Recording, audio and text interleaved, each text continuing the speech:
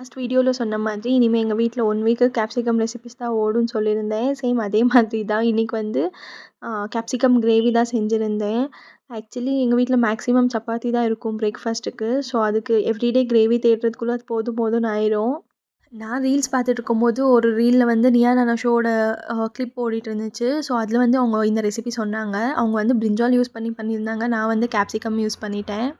Taste மட்டும் அல்டிமேட்டாக இருந்துச்சு. இந்த ரெசிபி எப்படி பண்ணுறதுனா, ஒரு கடாயில் வந்து 1 டேபிள் ஸ்பூன் ஆயில் போட்டுட்டு ஸ்க்ரீனில் தெரியிற ஐட்டம்ஸ் எல்லாம் வந்து ரோஸ்ட் பண்ணி நம்ம பேஸ்ட் பண்ணி எடுத்து வச்சுக்கணும். அதுக்கப்புறம் இன்னொரு கடாயில் வந்து ஆயில் ஊற்றி கேப்சிகம் குட்டி குட்டியாக சாப் பண்ணிவிட்டு ஆனியன் கொஞ்சம் சாப் பண்ணி அதையும் போட்டு நல்லா குக் பண்ணிக்கணும்.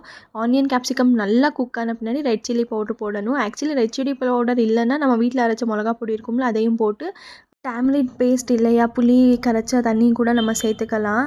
சேர்த்துட்டு அது நல்லா கொதித்த பின்னாடி நம்ம அந்த அரைச்சி வச்சிருக்க பேஸ்ட்டை போட்டுட்டு அதுக்கப்புறம் அது ஃபுல்லாக சிம்மில் வச்சு நம்ம கொஞ்சம் நேரம் வேக விட்டோம்னா நம்மளுக்கு வந்து அந்த கிரேவி ரெடி ஆயிடும். லாஸ்ட்டாக நம்ம கொத்தமல்லி போட்டு சர்வ் பண்ணலாம். ரொம்ப டேஸ்ட்டாக இருந்துச்சு. இந்த மாதிரி வீடியோஸ் எல்லாம் பார்த்து ரெசிபிஸ் ட்ரை பண்ணுறவங்க கண்டிப்பாக கமெண்ட் பண்ணுங்கள்.